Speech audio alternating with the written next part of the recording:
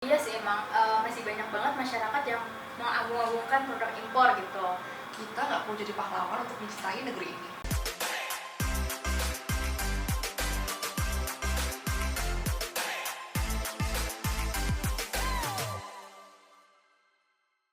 Halo Sobat Lestari, perkenalkan nama saya Mei dari Direktorat Penanganan Sampah.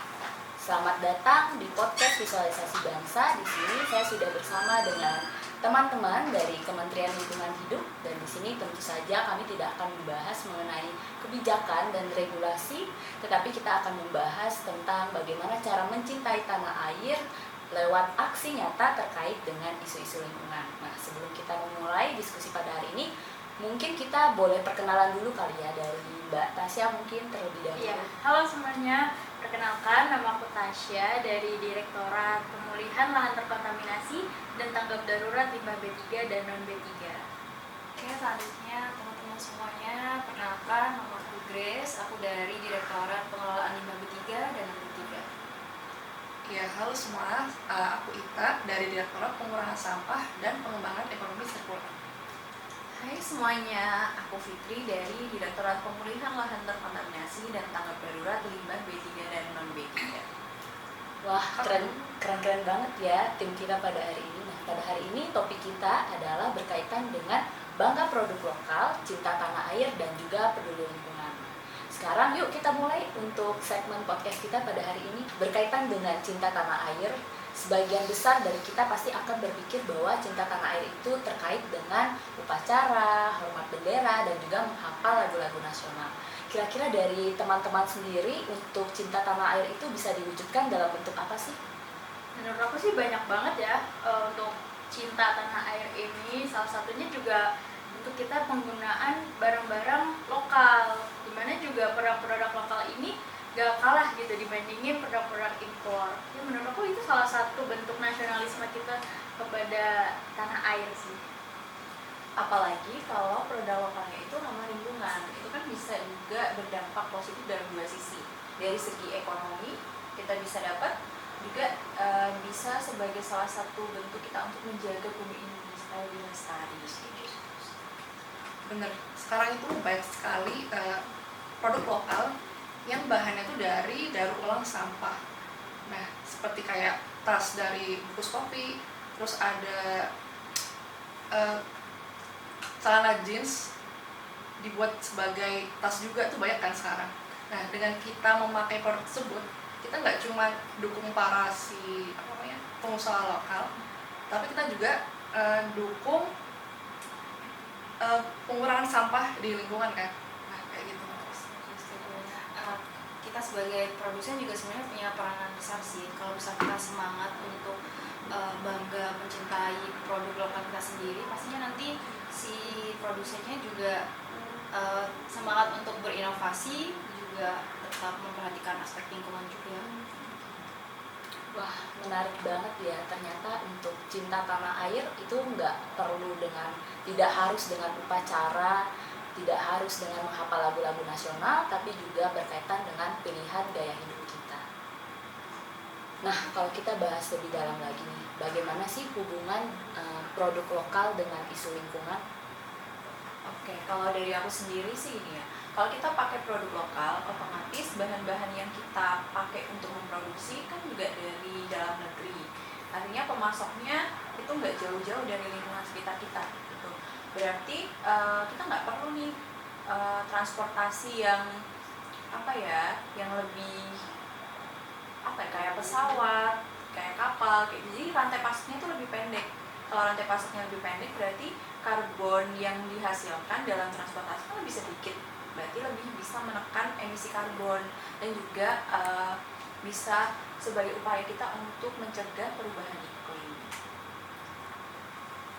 Setuju sih, kalau produk, misalnya nih kita produk makanan lokal, diambil dari petani sekitar, dimana juga meningkatkan ekonomi masyarakat sekitar, dan nggak perlu distribusi jauh-jauh seperti yang dibilangin Pipit tadi. Dan itu kan pastinya jejak karbonnya akan lebih kecil dibandingin barang-barang impor. Iya, terus aku juga sering banget lihat para pelaku usaha kecil ini itu udah menerapkan sistem ekonomi sirkular secara alami. Jadi mereka itu sekarang produksinya menggunakan sisa produksinya, gimana ya, menggunakan hasil Sisa produksinya daur ulang. Nah, hal-hal sederhana kayak gitu tuh nunjukin kalau kita tuh bisa nunjukin mendukung produk lokal tanpa merusak lingkungan. Apalagi sekarang produk lokal juga banyak yang pakai dari bahan-bahan alam gitu kan, kayak misalnya dari eceng gondok, terus dari bambu, terus dari kayu, limbah-limbah kayu juga bisa. Nah itu kan tentunya kayak bisa mengurangi sampah juga kan di sekitar kita. Menarik. Berarti jadinya ternyata kalau kita mencintai produk lokal, itu ternyata kita juga ikut untuk menjaga lingkungan dan juga menjaga bumi kita tetap sehat.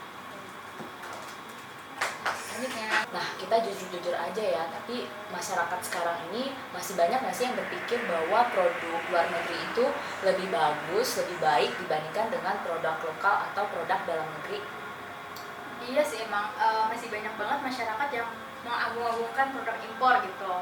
Padahal nyatanya produk lokal kita juga gak kalah bagus kualitasnya dibandingin produk-produk impor, dimana juga harganya juga lebih murah dibandingin produk-produk impor gitu. Nah iya, jadi pas kita mau dukung produk lokal nih, kita nggak cuma lihat desainnya aja kan, kita juga ngeliat nilai baliknya. Nah, apakah mereka peduli sama lingkungan, apakah ada usaha untuk mengurangi sampah. Nah, sekecil apapun langkahnya, itu sangat berarti bagi lingkungan ke depan kan. Nah, ya sebenarnya aku kan sering ya kayak turun ke jalan gitu main, terus lihat kayak anak-anak muda tuh sebenarnya mereka minat kok dengan produk lokal, asalkan kayak produknya itu dikemas menarik dan modern aja. Nah, sebenarnya itu juga jadi perhatian khusus sih buat pemerintah, kemudian pemilik usaha dan masyarakat untuk terus meningkatkan kolaborasinya gitu, biar bantu promosi si produk lokal ini. Dan salah satu tugas kita yang paling penting sebagai generasi muda juga, sebagai ASN, kita harus promosi produk-produk lokal ini ke masyarakat luas. Contohnya kan kita banyak acara tuh, ada acara BIMTEK, ada acara rapat sosialisasi dan lain-lain. Nah kita bisa pakai cendera matanya, mungkin bisa dari produk-produk lokal supaya kita bantu juga nih UMKM yang memproduksi produk lokal ini biar lebih berkembang lagi. Jadi kita support mereka. Setuju. Iya sih, kan di sosial media juga udah banyak banget Gen Z yang cinta sama produk-produk lokal, yang pakai wastra-wastra Nusantara seperti itu. Itu juga salah satu mungkin campaign nasionalisme di zaman sekarang ya. Wah, ternyata banyak banget ya hal yang bisa kita lakukan sebagai pekerja kantoran untuk bisa meningkatkan rasa cinta kita kepada tanah air lewat menjaga lingkungan. Nah, ternyata dari topik podcast kita pada hari ini kita bisa menangkap sebuah pelajaran baru bahwa untuk mencintai bangsa kita itu bisa melalui hal-hal yang kecil seperti mengurangi sampah, cintai produk lokal, dan juga merawat bumi kita. Cinta tanah air emang bukan cuma soal kata-kata dan teori sih, emang harus tindak nyata. Mulai dari diri sendiri, dari kantor, dan juga dari kebiasaan kita. Kita nggak perlu jadi pahlawan untuk mencintai negeri ini. Cukup dengan sadar dan peduli dengan lingkungan kita. Jangan lupa bumi yang kita jaga hari ini merupakan hadiah terbaik untuk generasi di masa mendatang. Oke, terima kasih buat teman-teman yang sudah mendengarkan podcast Visualisasi Bangsa. Tetap jaga lingkungan dan salam lestari.